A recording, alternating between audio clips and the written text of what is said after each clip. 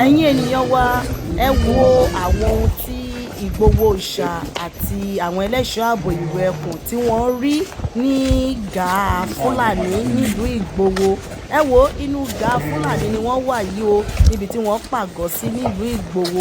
Àwọn ẹlẹ́ṣọ́ ààbò wọn ti wọ ibẹ̀ lọ àti Ìgboho Òòṣà. Ẹ bá wa farabalẹ̀ kí ẹ bá wa wo fọ́nrán yìí o. Wọ́n tiẹ̀ ti gba ilẹ̀ pátápátá. Ẹ wo bí wọ́n ṣe kọ́ ilé, ẹ wo bí gàá wọn bó ṣe tóbi. Ẹ wo gbogbo ẹ̀, gbogbo àyíká àwọn ibi tí wọ́n wà lẹ́bàá wa wò yìí o. Yorùbá kí má sùn. Ilé gan di báàgì lọ́wọ́ ni.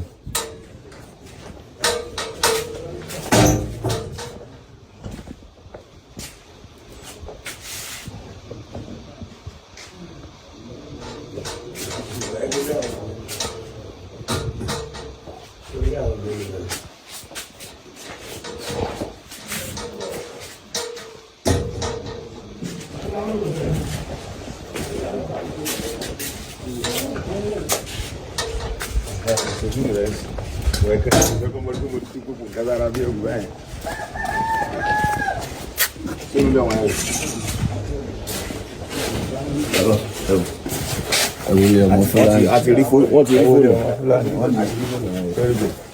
wọ́n ṣe mú wá ní máa gbé ilé jáde ẹ̀kọ́ gbìdára ṣe tó ṣe bí gbé jáde máa gbé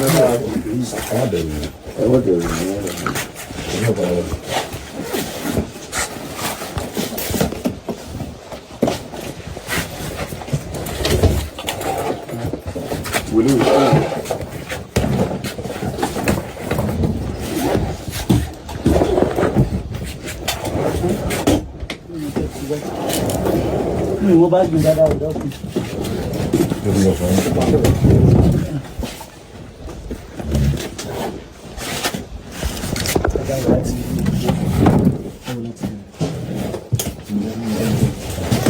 ẹ bá ń tẹ̀sí gbé sílẹ̀ sí tán.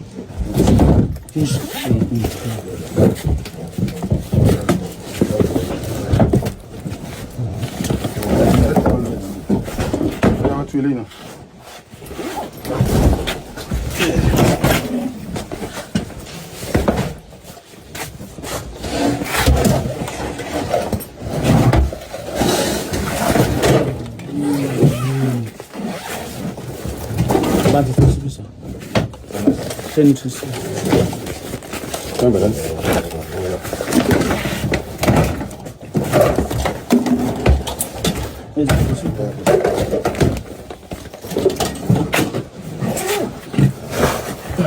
Tó bá ti jẹ́ kó sì ń kẹ́ fún àwọn padà àbí. Àwọn kéékèèké yẹn wọ́n burú gan, wọn ò ṣe trust. Ilé ìfowópamọ́ yìí tó bá ti fẹ́ bá orúkọ wa jẹ́ lókun ilé wa gbogbo àwọn ìlú àní èyí tí mo sì gábàá kò sí ilé wa tí ilé bá fẹ́ bá orúkọ ilé wa jẹ́ lókun ṣùgbọ́n ẹ jẹ́ ká sọ́mọ kan ní ìsìn ọ̀wà lè ṣe ẹ jẹ́ ká wọ́n sọ pé ṣé ọmọ gbé inú rẹ̀ ló mọ̀ má sọ pé àwọn ọmọ táwọn ṣe àwọn èèyàn ṣe pọ̀.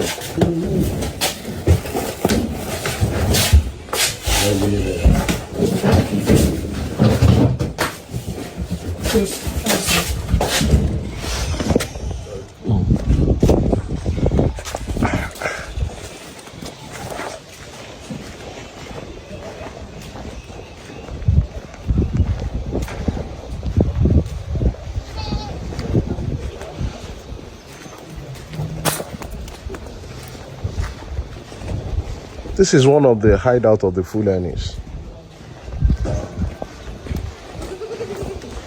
Almost 30-minute drive to the main road.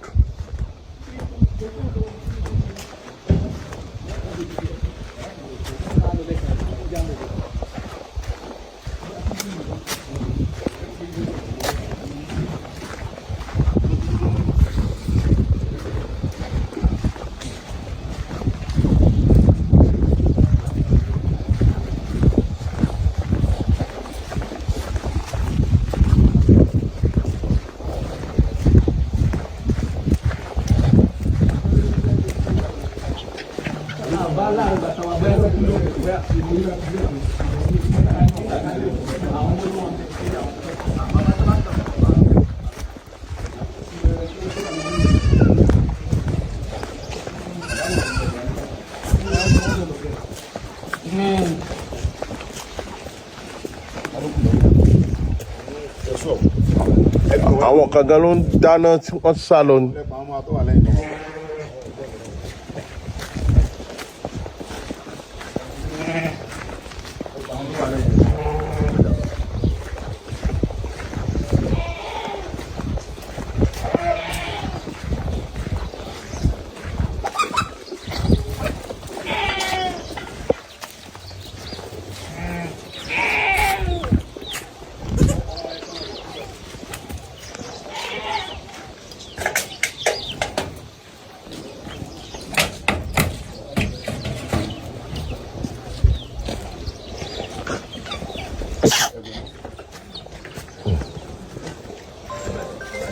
wọ́n kàn ń ṣayé lọ ń bí i. tó bá yí ìlú lẹ́ẹ̀kan.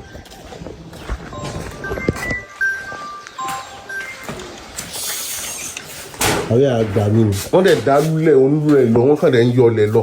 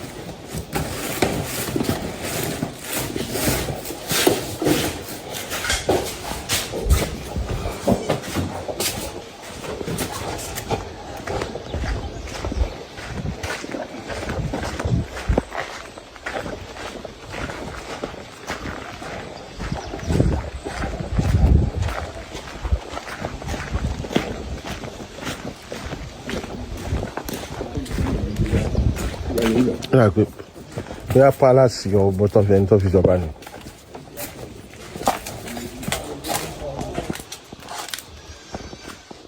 wọ́n ń jẹun lọ́wọ́ gan ni.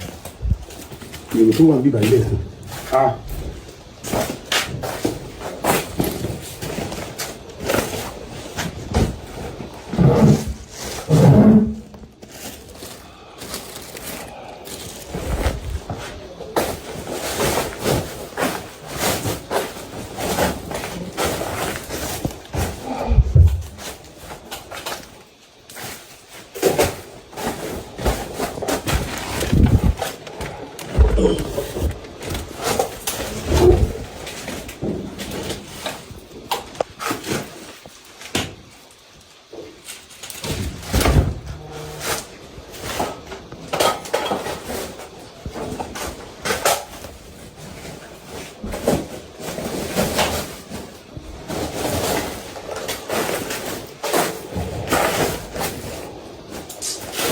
èrò tó wà nígbà ilé.